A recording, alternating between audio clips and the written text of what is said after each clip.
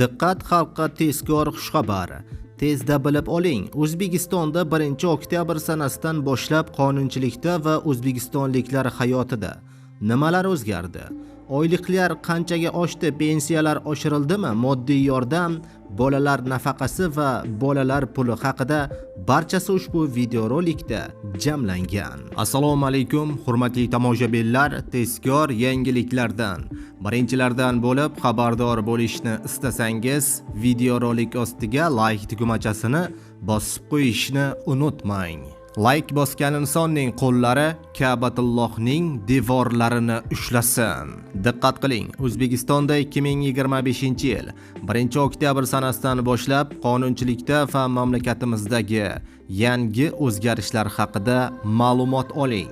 Birinchi, moped va skuter haydovchilari A toifali haydovchilik guvohnomasi va davlat ro'yxatidan o'tishi majburiy bo'ladi. Ikkinchi, endi chiroyli avtoraqamlar birja orqali savdo bekor qilinadi. Faqatgina O'zavto Moto belgi orqaligina olinadi. Uchinchi, endi yashil sertifikat ekologik talablari O'zbekistonda kuchayadi. To'rtinchi, oq shakar aksiz solig'i bekor qilinadi. 5. Endilikda 1-oktyabrdan boshlab subsidiya va grantlar faqatgina ijtimoiy karta orqaligina beriladi.